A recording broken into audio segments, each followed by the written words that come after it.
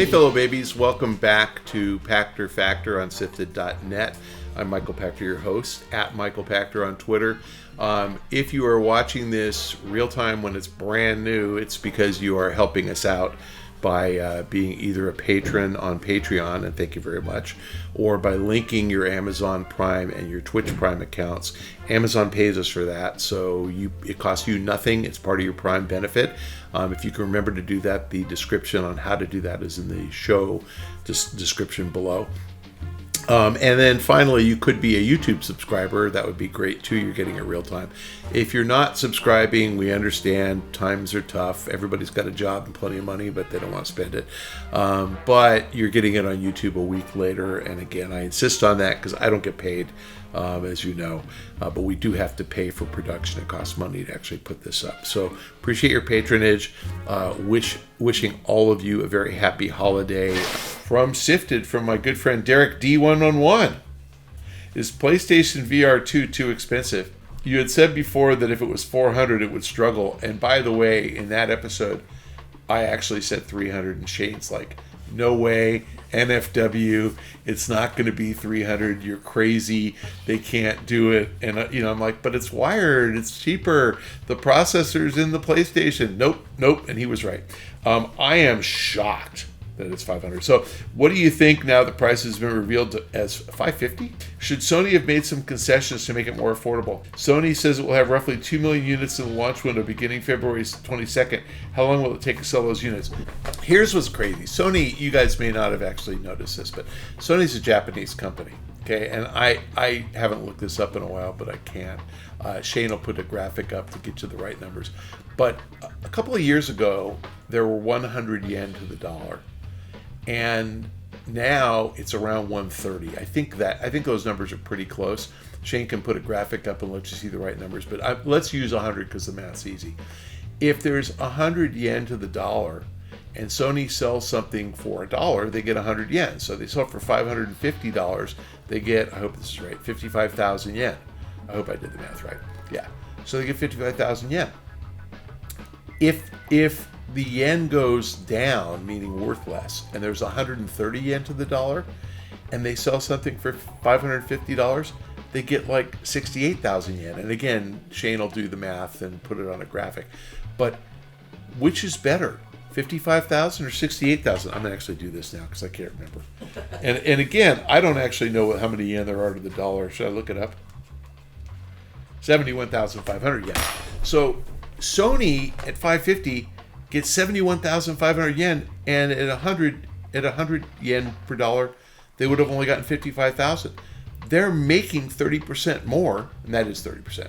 They're making 30% more by charging that, which means in dollars they could charge 30% less, and they'd be fine.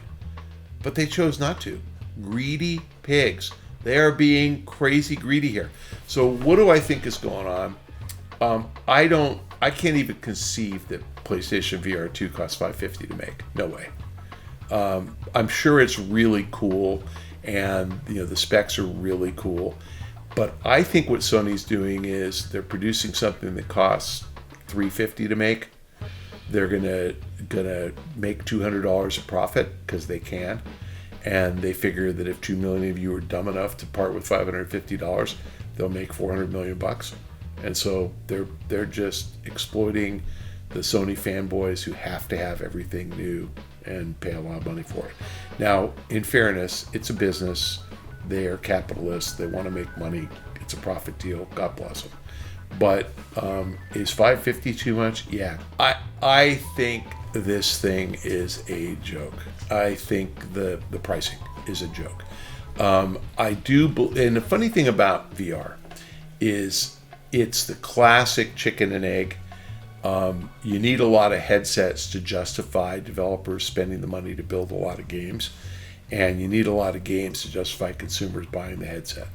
So, the Facebook approach, Meta approach, with Oculus being relatively inexpensive is you're going to get more headsets out there, and Facebook's willing to sponsor a lot of development for games, so you're going to get more games out there. But it is really hard to build an audience at $550 a pop. And by the way, you need a PlayStation as well. So, this is not, it's $1,000 entry fee to enjoy VR. That's just too much money. So, yes, it's going to flop. How long will it take to sell those units? So they've sold about 35 million PlayStations. Is there, are 10% of those people wealthy and have $550 that they don't want anymore? Sure. Is demand going to be 3.5 million? Yes. Will they sell 2 million pretty quickly? Yes, they will. But I think that they're not going to sell 10. No chance. Not at 550. So if you don't sell 10, you're not going to get a lot of game developers who are going to make games for it, because they're not going to sell very many copies of their games. So I would expect the thing will be sold out kind of the way PlayStation was sold out for a while, and they'll just kind of dribble them out. One thing I think it's really fascinating is look at how Sony is launching it. You can't pre-order it anywhere except Sony.com, PlayStation.com. So no pre-orders at retail. Now that's a winning formula, because Target, Walmart, GameStop, Best Buy are going to say, "Screw you, Sony." They may just refuse to carry it when there is production, because Sony wants to suck up all the early demand at 550. So my bias is it'll be 550 until that 10% of PlayStation owners buy it. Then it's going to drop to 450 and 350, and it'll ultimately probably be right next to Meta, Oculus, Meta Quest.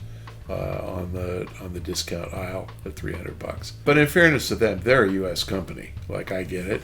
Everything I said about the yen to the dollar, if you're selling something that's created in the U.S. for yen, it costs 71,000 yen, and it used to cost 55,000 yen. So it costs more to export. So that's why Meta raised the price, because they can't export them, they can't sell them overseas. But Sony is a Japanese company, and they're just being greedy pigs. So I'd say sold out until Sony gets production to where they've exceeded 3.5 million of sales.